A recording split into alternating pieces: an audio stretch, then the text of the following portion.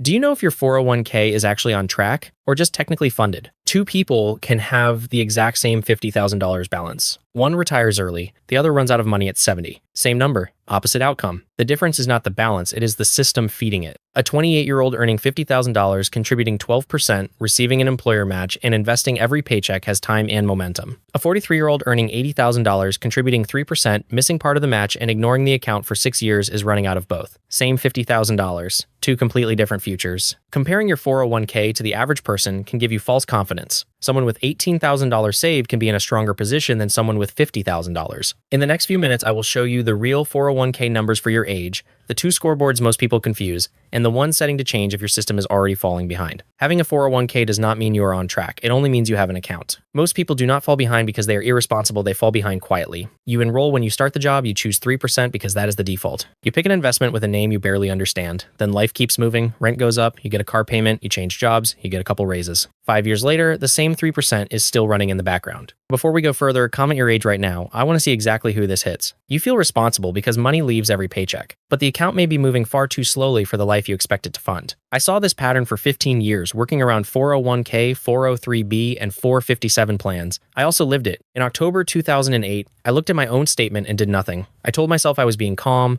I told myself I was staying disciplined. The truth is, I dressed fear in a suit and called it professional judgment. People are not failing this system by making one bad decision every month. They made one small decision years earlier and never looked at it again. That is the trap. And time makes small settings expensive. Here is what waiting 10 years can cost. Using a hypothetical 7% annual return, investing $300 a month from age 25 to 65 grows to roughly $787,000. Start at 35 instead, and it grows to roughly $366,000. Same monthly investment, but about $421,000 less. That return is not guaranteed. This is planning math, not a promise, but the point is clear. Waiting is expensive. Before judging your number, you need to understand two scoreboards. Most people rely on the wrong one. The first is the peer scoreboard. It compares your 401k balance with other people your age, using the average and the median. The average adds every balance together and divides by the number of accounts. A few enormous accounts can pull that number far above what most people have. The median is the account directly in the middle. Half have more and half have less. It gives you a better picture of what is normal. But normal does not mean prepared. That is where the second scoreboard changes the picture. The income scoreboard compares your total retirement savings with what you earn. A common guideline is roughly 1 year of income saved by age 30,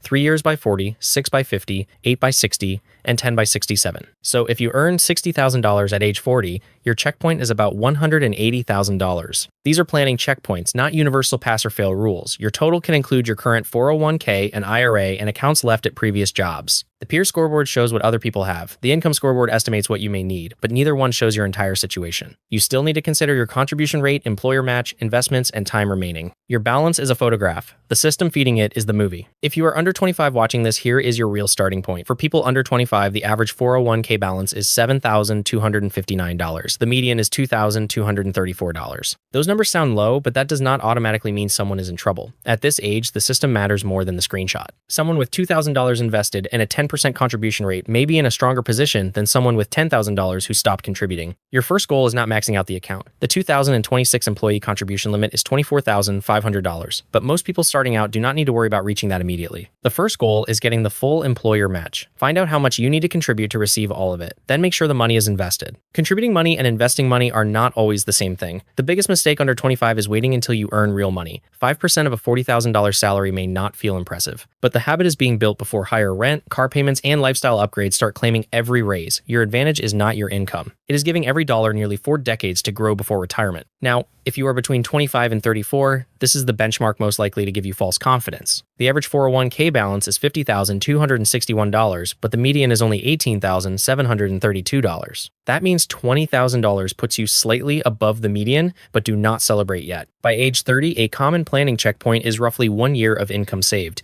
If you earn $50,000, that means a checkpoint near $50,000. Below that number, do not panic. The checkpoint cannot see a late start, unemployment, medical bills, family responsibilities, or high-interest debt you had to escape, but it can reveal whether your current system needs attention. In your late 20s and early 30s, 3 moves do most of the heavy lifting. Get the full employer match, raise your contribution whenever your income rises, and do not cash out the account when changing jobs. Start with 1 percentage point. On a $50,000 salary paid every 2 weeks, that is roughly $19 per paycheck before taxes. An additional $100 a month invested from age 30 to 65 could grow to roughly $180,000 using a hypothetical 7% annual return. The monthly increase feels small, but the long-term result can be enormous. Quick check. Is your contribution rate still the same percentage you selected when you first enrolled? Comment the word same or increased below. Because after age 35, time starts covering fewer mistakes. Here's where the honest number sits. For ages 35 to 44, the average balance is $120,742. The median is $46,919. By age 40, the common income checkpoint rises to roughly 3 times your salary. Someone earning $60,000 would use approximately $180,000 as the planning marker. This is usually when people start asking the wrong question. How did everybody else get so far ahead? A better question is,